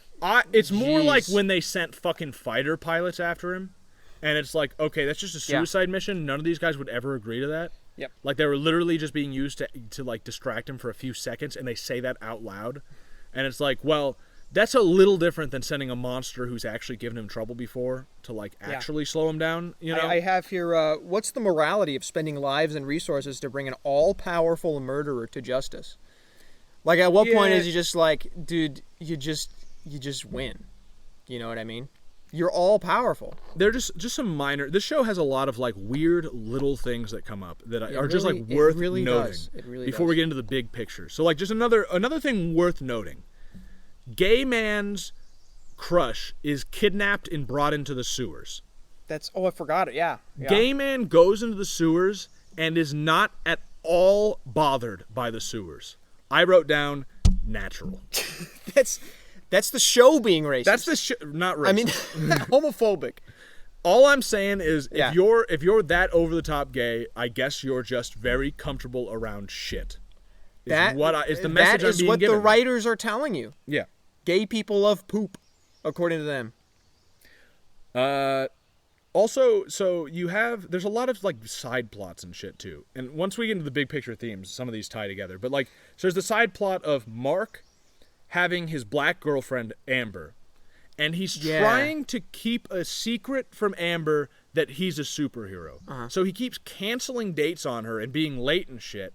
And she keeps getting mad at him because he doesn't tell her that he's a superhero. He just has, like, really bad excuses. And she says, like, your excuses fucking suck and you just don't show up. So, like, this isn't going to fucking work, is what she says eventually. And then he finally tells her, hey, I'm a superhero. That's what, after she's had enough. She's like, we're over. And he's like, I'm a superhero. That's why this has all been happening. And she's like, what, am I stupid? I knew. And it's like, that. The writing is so fucking bad. She's a absolutely dangerous woman. Because what she was really upset about, I'll tell you, is that you didn't just tell me. Bitch, we've been dating for 6 weeks. Well, it's not even I'm a superhero. No. This is pretty fucking important. You want me to tell you that? You want me to give you all the secrets right away? That's not even what she was upset about. Like, she's upset at him the whole time, saying that, like, you don't have good reasons. You're not showing up to these dates and all this shit. And then she apparently knew the whole time, so she knew that he had a really good reason and still got mad at him for just no reason at all. That's a good point too. And she was dishonest because she could have said, like, look, I know you're invincible. She could have said that, and then you know what I mean? So she's an absolute bitch. She's constantly emasculating him. At first, it's a Breaking Bad situation. Right? At first. Where it's like, in Breaking Bad... Double lives. Skyler's a bitch. Yeah. Like, no questions. She's a bitch to Walt. But you're like, well, Walt is cooking meth, so... Yeah. Walt sucks. But like, Skyler is a bitch. But in this, it's like, Amber's a bitch. Well, but Mark is lying. But then it's like, oh, she knew the whole time. Oh, so she's just a bitch.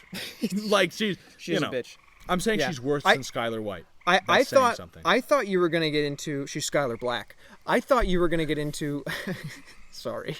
I thought you were going to get into how much of kind of like a beta Mark is to her. But I think that's because he's 17 and this is his first girlfriend. Well, I mean, that's kind of realistic. No, it's not that realistic. Well, it is nowadays. It was for me. Well, okay. You had no... So, usually what's supposed to happen...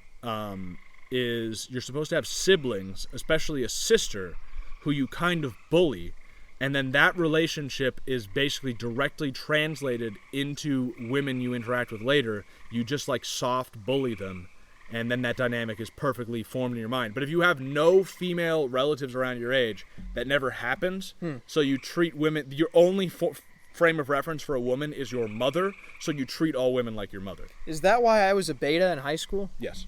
Thank you, Michael. You're welcome. You're like Jordan Peterson. I'm going to grab a drink because my throat kind of hurts. And also I guess we'll pause here for a second then. All right. So do you want to talk about the end? Well, first, I want to just mention that I feel like this podcast so far feels a little disjointed. I just want to say that is because the show is disjointed. The show is really disjointed. The show has a lot of... And so I kind of want to get more into the themes of the show now. like tying into the ending and everything like that. Can we say what happens at the end first? Sure, yeah, if you want. Yeah.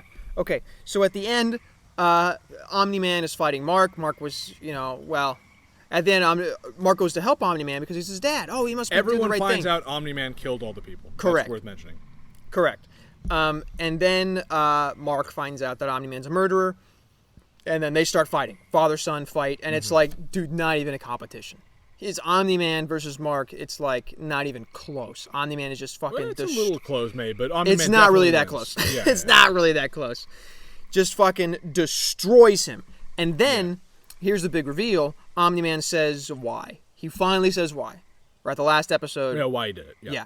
So turns out Viltrum, which the whole show we're led to believe it's Utopia. It's the planet that. That's the planet Omni-Man's from. It's Krypton. Yeah. It is a utopia. Everything's perfect. He says before, look, we go across the galaxy, eliminating all war, solving all problems. Yeah, which actually, that's like episode 3 or something he mentioned. So anyway, they're the UN. But no, not at all. It's clearly the white man's burden. Even on episode 3, you can tell that it's the white man's burden. Yeah, it's clear. Yeah, definitely for sure. But then he says, they send people they send a Viltrumite to one to each planet to kind of help out with stuff because it's the right thing to do. But actually, they're sent to go there to weaken the planet so Viltrum can then come in and just easily wipe them out. No, you're wrong. You're completely wrong. He doesn't say that. Nope. What does he say? He says so that they will join the Empire. Oh yeah, he does so not, that they will join the. It's weird. True. Because it's like the show thinks you're going to fill in these blanks. But I filled in the blank, man. It doesn't say some of this shit, and it's really strange because at first, he starts revealing all this information. He's from an empire that's like spreading throughout the world, and he does say, eventually, like if they don't join the empire, we'll kill them, basically. But at first, he's just like, we're trying to spread. Yeah. We want Earth to join the empire. He says Earth will be better under the empire. We've already given them advanced technology, and we have advanced medical technology. We've eliminated all wars. Yep. Like everything will be better under the Empire. He also says he tries to give the tribal argument to Mark. He's like, you're a Viltrumite. This is our empire. You owe your allegiance to this empire by blood. Uh-huh. But basically, he goes into all these reasons why, and at first it's like, oh, interesting. Interesting. This is an interesting white man's burden. Yeah. Like I wonder how they're going to refute his point of Earth would be better under the Empire, and we're here to spread the Empire. Like what's wrong with this picture? Mm. They don't do that. Instead, 10 seconds later, it's like he decides. So it's like he tells Mark, "Hey, life would be better in the Empire." Yeah. Mark isn't convinced. Mark says shit like, I'm not just going to let you enslave my friends. His dad never mentioned slavery, ever. Mark does. It's weird. It's like the show thinks that you filled in the blank, that there's slaves. Slaves were never mentioned except one time by Mark out of nowhere. Don't know why. So, but instead of refuting the Empire thing and having a discussion about sovereignty or colonialism or something, the show just makes Omni-Man evil. Yeah, that's what I said. He just becomes he goes full evil. So kind of out of nowhere. He just goes and kills a person and says see, it means nothing to me. Yeah, it's like the Empire's cool. You should join it. I'm not convinced. Okay, what if I murdered civilians and called your mom a dog? Would you be convinced? Because now I'm gonna go do that because I think that'll convince you. Yeah. It's like what the show just went off the like superhero shows are normally, if there's a moral sort of underlining to what the villain is doing, the heroes are supposed to not just defeat the villain, but defeat the ideals of the villain. Right. And bad superhero shows are when they can't do that. And this one didn't do that. It just they just changed what should we join the Empire? Would it be better? Nah, he thinks your mom is a dog and he kills civilians for literally no reason. Not even you could say oh, that's kind of a straw man. Yeah, it is. It's a straw man. And you could say that oh, well, he was already a bad guy because he killed the Guardians. But it's okay, he killed the Guardians for a greater good, right? So there's still a discussion to be had about if that greater good is good. Maybe it wasn't worth what he did to achieve it. Yeah. And certainly it's bad. It's not the same as hey, you should join the Empire or I'll kill you, because instead he's just I'm preemptively going to kill you just in case you say no. That's bad. That's bad. But still, it's not the same. It has a purpose. It's warfare. It's not the same as I'm going to kill a civilian for no reason. Yeah. Just to show that I'm evil, and so I'm the bad guy, and you're not allowed to agree with me. I think within the context of the show, the Viltrumites are actually evil. They are bad. They're materialist. They're like Nietzsche. They're like Machiavellian. I mean, the reason they're so powerful is because they all killed each other. They all killed each other, and only the strongest survived. That's wrong. Well, they don't believe in this in the sovereign, but they're not in the sanctity of life. That's they're evil. not that much better or worse than Earth, though. Well, hold on. And if life is so great under Viltrum, why do you need force to get people into your empire? So it's like, so I guess they are actually bad in context of the show. Mm-hmm. I think in context of the real world, that's propagandistic. Yeah, they're a straw man for the white man's burden. And I think this show is supposed to be saying something about like colonialism. Mm-hmm. But it doesn't really go all the way because instead they just make him evil. Yeah. Instead of actually answering, like that's a real question. Is colonialism worth it? Is it worth Earth giving up its sovereignty to become better materialistically in every way? Wars stop, standard of living gets higher, but they're not a sovereign nation. That's a real. You just translate that instead of Earth, it's South Africa or whatever the fuck. Yeah. Nobody lived in South Africa before. Yeah, that's the worst example. That's the worst example. I was going to say Ethiopia, but that's a bad example because we never took over Ethiopia. Yeah, that's another bad one. Any other African nation, is Benin better off? Chad better off? It's a real question. Is it worth it? Is the Philippines better off? But instead, they just change it to it doesn't matter because they kill civilians for no reason. Yeah. So now the question is not explored. So it's like they it could was have about said something really because that's an open question. It's a real question. It's that's an open question. But instead no, colonialism bad because evil. I also like it's interesting. It's a midwit argument is what it is. The like that sort of thing that appeals to midwits. I get it. Colonialism bad. Low IQ people will say pretty colors. I don't even fucking know. And the midwits, colonialism bad, and the smart people, what are you even saying? Well, I think the classic example is in what is it, Rhodesia, and then later what is Rhodesia? Zimbabwe. Yeah. Where the midwit is like, wow, Rhodesia was a really evil country, and the high IQ is Rhodesia was really cool, and the low IQ is all the people in Zimbabwe that say, man, the government was way better when it was Rhodesia. It was just we've lived here since then, and it was way better. Yeah. So, but yeah, they just that's one of those themes that they start. Oh, it's the whole show is about colonialism. Oh, it's not. They also just they talk about how he has pure DNA and it's clearly the a straw man. The whole thing is definitely calling white people Nazis. It's a straw man for white empires. Yeah. Like old British Empire, Romans, any fucking probably not Romans so much, but British Empire, Spanish, probably not French, but some of them. No, French. To some extent. The Belgians in the Congo. Yeah. Yeah. So, but yeah, then he just goes off and he kills the pilot for no reason, and then he says, what does it matter now? He dies now, or 50 years old. Yeah. 50 years when he's old. And in the great scheme of things, their lives are worthless. And it's okay, this is what we're talking about now. Yeah, it kind of comes out of nowhere. Yeah. And it doesn't really connect to the rest of the show. And that's when we learn that Viltrumites live for thousands of years, which wasn't brought up before. And I don't know, that seems pretty important to color things. It's at the last moment they try and change the whole theme of the show. Yeah. Seriously, it seems like they were building towards colonialism, and then they're just kidding, it's about being a vampire. I thought it was about being a father.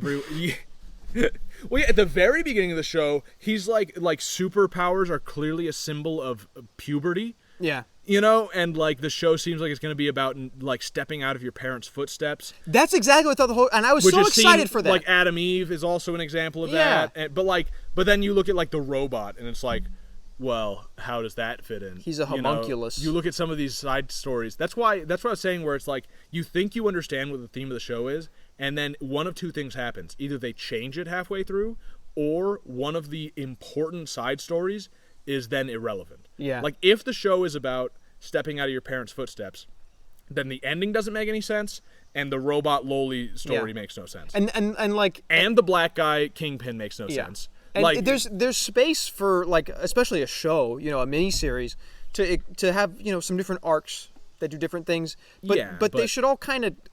You still have a theme. Yeah. A thing you're trying to say. They're so disjointed, Yeah, it seems like they didn't know what they wanted to say. Or they did and they changed it. They threw a lot of stuff at the wall. Maybe the comic was about colonialism. You know what I mean? And then this changed it. Or maybe it was about something else and this tried to insert it. I don't know what the fuck. But yeah, it's really strange. Yeah. It's very disjointed. And then at the very end, it's about being a dad.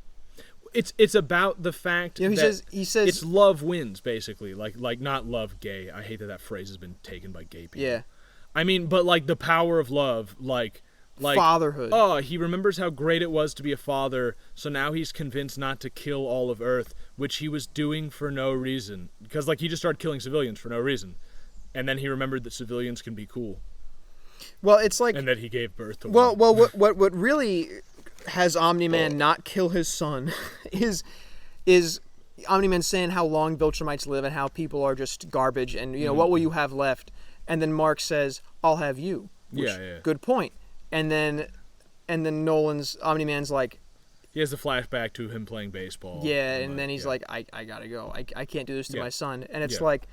Dude, the whole father-son theme is so underwritten about, and it's so interesting, and can we please have something about that, but it's just so half-baked, and it's just nothing. It's just kind of thrown in right at the end. There's another theme that is... See, and this is another theme that, it's half-baked, it only works for part of the show. The whole runtime in this case, but only part of the story. Yeah. Which is just the Mark and Omni-Man, Mark Nolan relationship. But that's tribal... loyalties. Yeah. First of all, when Omni-Man tells his wife... A little bit of a breeze coming. Yeah. It feels nice. Yeah. When Omni-Man tells his wife that he killed these people, when he finally says it, it seems like he expects her to just say, well, you're the husband, so cool, you killed these people. I'm loyal to you. Tribal loyalism. Yeah. And she isn't, and he's, amazed. And then he's also, obviously, he's loyal to his planet, and he expects Mark to just, well, you're obviously, your Viltrumite blood, now that you know that, you're going to be loyal to the planet, right? And he's not. And he's like, I don't get it. And then the only thing that convinces him not to kill his son is when his son points out, I'm your son.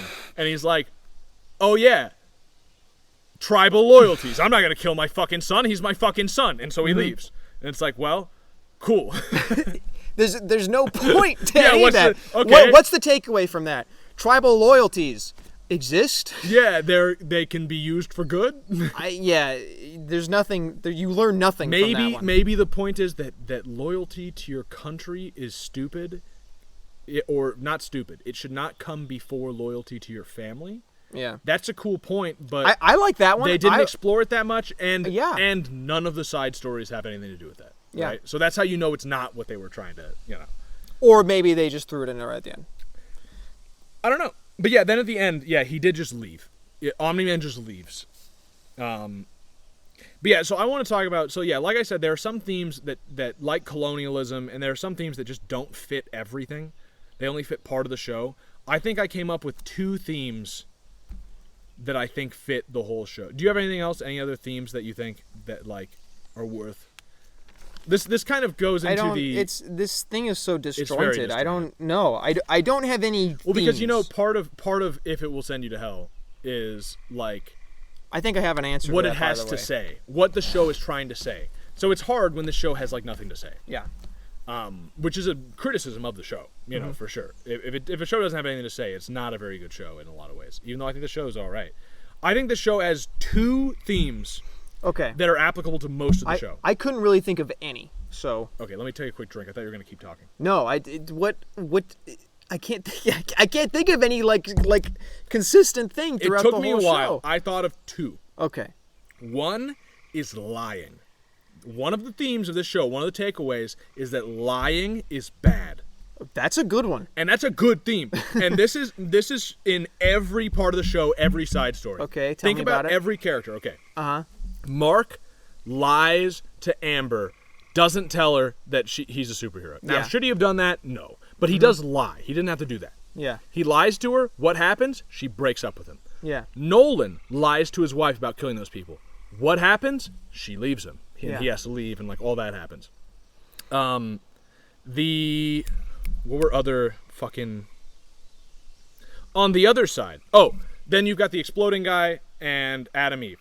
He cheats on her, which is obviously lying. Like he doesn't tell her about that. That's a very dishonest thing. Yes. And they break up. And he wants to still be with her, but they break up. Yeah. All these examples of you lie, bad things happen. On the other hand, the robot guy lets supervillains out of prison, uses them to make himself a homunculus body out of DNA that he stole from a superhero. Yes. Then goes and tries to be with his loli, is confronted by the exploding guy and says, says like, did you actually just do all of those evil things you just told us about so that you could be with this loli? And he tells the truth. Yeah. He tells them everything he did. He says, yes, I broke these laws, I did these evil things, and I did all of it so I could be with this loli. And what happens? Because he told the truth, he gets with the loli. They hold hands in that scene. She's completely okay with it, and no one reports him to the authorities. No one at all tells Cecil, like, hey, this guy fucking broke 2 supervillains out of prison just to fuck this child. Because he told the truth. Okay. So the message of the show is, if you tell the truth, good things happen. I guess it takes a bit of digging, but you're right. But every side story. Yeah. With one exception. What's the exception? The exception is the Black Kingpin, who lies to get Mark to help him. And when does he lie? He tells him he's just going to overthrow... Well, he does overthrow the guy. He does. I guess he's just sneaky. I guess he doesn't lie. He doesn't lie.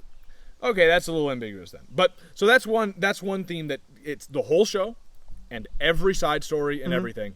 Lying is bad. Okay. All right, I can get behind that one. Okay. The other one is priorities. Putting the things you love first. Mm-hmm. So, also the gay guy, he lied, and so his boyfriend got turned into a cyborg. So that's another example. So gay people on notice for that one. Don't lie. So then priorities, right? Yeah. Mark puts saving the world above his relationships. What happened? His relationship breaks down. Yeah. Nolan puts taking over the planet above his relationship with his wife and his kid. What happens? Those relationships break down. Mm-hmm.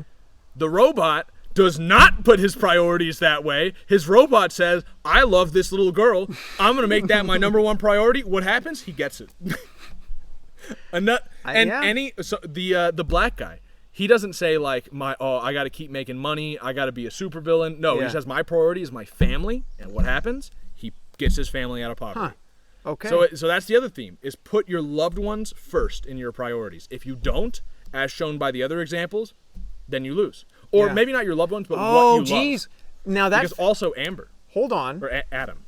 Hold on. Now that fits in at the end with Mark and Omni-Man. When Omni-Man realizes I have fucked up with my priorities. He's got his priorities wrong. My family should have come first. His family should come before his nation. And he leaves because he's too much in shame. Exactly. It fits in with that. It also fits in with Amber Eve. Adam Eve. Adam Eve. That's right. I'm mixing 2 characters together. Yeah. Adam Eve has a happy life after saying like she doesn't lie and say like I'm just gonna do what my parents do and lie about who I am or anything like that. Yeah. She instead just says honestly to her parents, I don't want to do this shit. I'm gonna go live in the woods, and then she has a great life. And it's nothing negative is portrayed about her life because she got her priorities straight. She did what she loved. So put what you love first in your priorities is the other theme, I think. Yeah. And those are both good themes, and those are the only things I could find that apply to the whole show and every part of the show. And they're good. Those are good themes. So that's my answer for Will This Show Send You to Hell, is like, for the average person, first viewing, we only watched the show once, but I mean, it would probably take more than one viewing or at least a good deal of thinking about it to get those kind of other themes, I think. It took me a while to just fucking think of them. But then after I thought of them, it's like, oh, yep, there it is. In Yeah. every aspect of the show. Whereas other things like colonialism, it's like, I can't find it. It's not. But for the average person, this show might send you to hell because it doesn't really have anything to say at all. But then when you think, but then when you think about it, I think there are some themes that are actually good messages. So if you think about it long enough, it won't send you to hell. That's my takeaway, I think. What do you think? I think it'll send you to hell. I think because it's general. Like, the problem is, it's good. It's very well done. It's pretty well done. It's engaging at the very least. It's engaging. Yeah, it's pretty engaging. But it doesn't really have enough to say, and it doesn't really say it well, and it's going to waste time. You could have been praying the rosary, Yeah. But it's not a fair criticism to have on any show. I know, but it's kind of vapid. Yeah, I think so. It's really kind of vapid, and the good themes that you're talking about, hard to get to. Yes. Hard to get to. Yes. So for basically anyone, I would say, yeah, I think it probably would, because when you combine that with all the propagandistic elements into it, the good does not outweigh the bad in this one, I think. I think I agree, despite the themes that I just pointed out. I think even if you noticed them, but especially if you didn't, which most people wouldn't, I didn't. They're not. I thought about it. That's not because me. Clearly the main point is supposed to have to do with Omni-Man killing the Guardians, which both themes that you mentioned don't really have that much to do with it. Well, I mean, a little bit. They both tie into it. They tie in, but it's not. I don't know. They're both. That's the main storyline, and you get kind of periphery, morals out of that. So, well, I don't know, but I think despite those morals, it's still like the show is still generally just pointless. Yeah, it's a close send you to hell. It's not Scott Pilgrim sending you straight to hell. There's no in between here. It's like, is the show? Are you gonna watch the show and it's gonna make you a better person, or is it gonna make you a worse person? And like, if it makes you the same person, then it's hell. You know what I mean? Like, yeah, it defaults. You might as well not have even watched it. It defaults to hell, because that just means it's like an apathetic sort of thing. Yeah. And I do like the kind of he regrets not just being a father thing at the end. That might send you to heaven. Yeah, but none of it's explored enough. Yeah, for you. That's exactly. the thing. Even like the themes that I talked about, while I think they're good themes and they are present in the show, they clearly weren't done very well. Yeah, and they weren't the focus of the writers. Well, no, I think they could have been even, but they just weren't. Either way, they weren't done very well, because either they're not noticed or they are noticed, and it's like, well, I don't think they really explored those themes that well. Like they could have done a much better job. So it's like not really worth it anyway. Yeah. Even though the themes are there, it's just not done well enough for it to matter. And so yeah, the show just kind of feels pointless. So yeah, I think it would send you to hell. At least it would be it's not fucking the seventh circle or something, but it's like it's a pavestone on the way to the first. Or something. You know it what is. I mean? Yeah, like, that's what I'm saying. Like, it's not, watch this instead of pornography. Sure. It's not going to send you straight to hell. But no, and it doesn't have. That's the thing, is it's not like, because it doesn't have the opposite. Like, I can find themes in this show that talk about the show in its entirety that are moral. I couldn't think of any. I could be wrong, but I couldn't think of any that talk about the whole show that are immoral. Like, it has some immoral theme at its core. Yeah. I couldn't find that. But the moral themes are so weak that it's the same as if it had just no theme at all, which I think defaults to being bad. Yeah. So I think you combine that with all the gay normalization, all the young people having sex normalization. Oh yeah, it's like so you've got all this skin deep. What do you call it? Like very. You have the surface level. Exactly. You have all the surface level bad stuff. Yeah. That is not well enough made up for by the themes. Yeah. If the morals were just like, it's an amazing moral story, but it's got this and that and that. But it's worth working past that to get to the amazing theme. Then that would send you to heaven. That counts. But this is just like, well, it's got a lot of bad stuff, and it's not really worth sitting through that bad stuff to get to the lackluster theme. Yeah. So if you're the kind of person who cares enough about a soul to take a podcast that talks about if things send you to hell seriously, then well, it's also this just one probably artistic. would. I'm just also, it's just artistically not really worth watching. Watch Breaking Bad. Breaking Bad is better. Excuse me, but watch Band of Brothers. Watch but I mean, else. it's also just artistically, it doesn't really have much to say. Yeah. Like, I'm not going to be thinking about this show in a week. I had trouble thinking about the show the past couple of days because it's like, there's nothing to grasp. It's not a deep show. No. It really does. It's one of the first times I know usually when I'm going to watch a show or a movie, I know if I'm going to like it. If the show is like going to have something that's going to resonate with me. So this is one of the first times in a long time that I've watched a show, and then when it's over, it's like, I have so few things to say about that. You know, I mean, we just talked for like 2 hours about it, but I mean, like I have that did not stick with me. Like, there is not some message resounding in my heart. Like, that show was trying to tell me this. Mm-hmm. Even shows I think have somewhat immoral messages, like Cool Hand Luke. You know, for example. I still think about that every day. The message resounds, even though I think the message is immoral at the end, but like, it resounds. It really made a point. This was like, we watched that months ago. I still think about it. Exactly. This does not. Yeah. So artistically, it's also just not very good. So there you have the it, animation's folks. not very. You know, honestly, the thing is, this is one of those times where it's like Scott Pilgrim vs. the World. We didn't give like instead you could watch this, because I don't know what's a clear comparison. Instead of Scott Pilgrim vs. the World, you could just play a video game. You'll get the same. You'll get the same energy. Scott Pilgrim vs. the World, the video game, has a great soundtrack. You could watch the first 3 seasons of Community. That's not bad. Yeah, maybe. I don't know. That's kind of a similar. But for this one, it's like, just watch anime, and I'm not kidding. This is just worse anime in a lot of ways. Like, watch, honestly. Well, but it's not superhero. I mean, there's My Hero Academia, but that's only okay. I don't know, dude. Watch Spider-Man 1. What's directly similar to this? I don't know. Justice League of America. Yeah, but is that good? Is that worth your time? I don't know. What's that one free-to-play MMO where you're all superheroes? City of Heroes? Yeah, play City of Heroes. Don't play City of Heroes.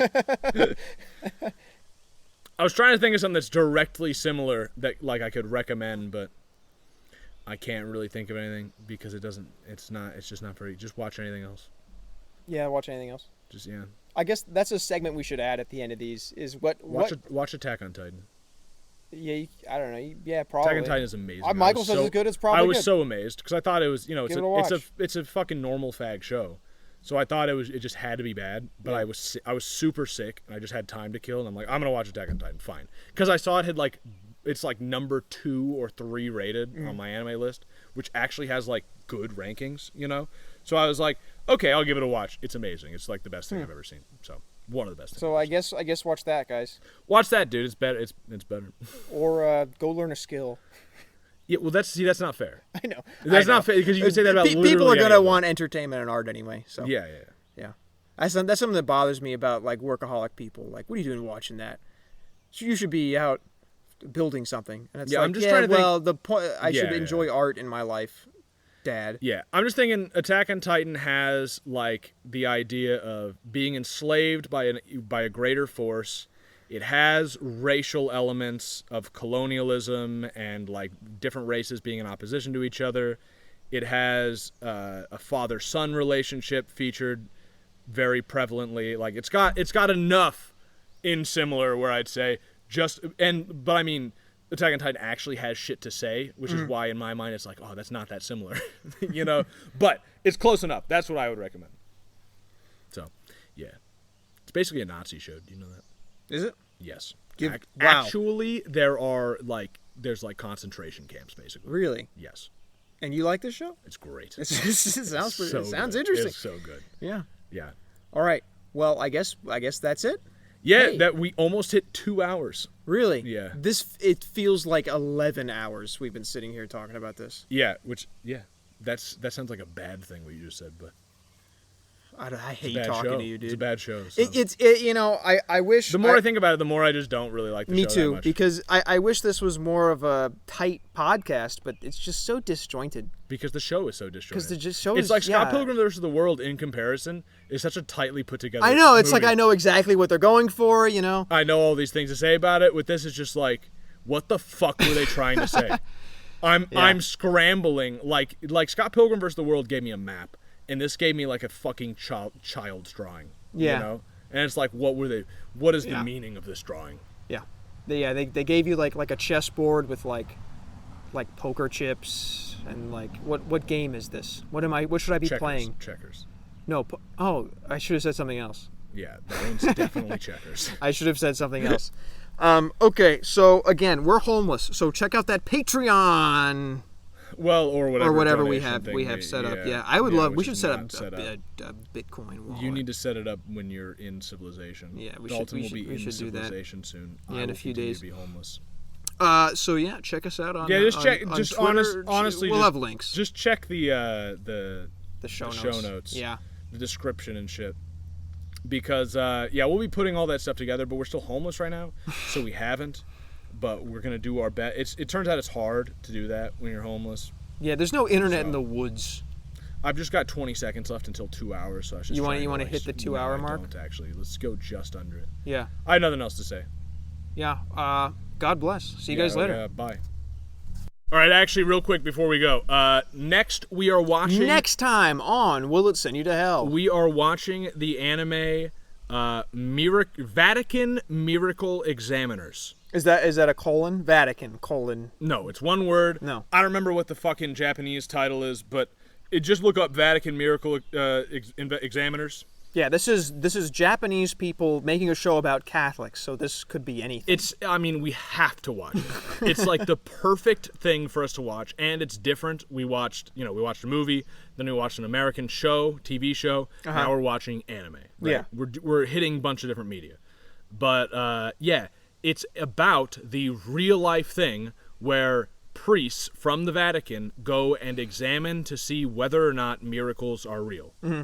And it's an anime about that. Yeah. But the anime seems to be in the style of like, you know what? Don't worry about it. Except just the basic. Watch it. Well, yeah, we're telling you this now, so you can watch it. It has a gay-looking aesthetic. It's the only warning I want to give. I don't think anything about it is actually gay. I think just the target demographic is women. Yeah. And Japanese women like gay-looking men. Yeah. So they made all these priests look gay. That's why you want to go to Japan. Which I'm not happy about. I'm not a gay-looking man. That's a compliment, dude. These men are like fucking shredded. Oh, okay.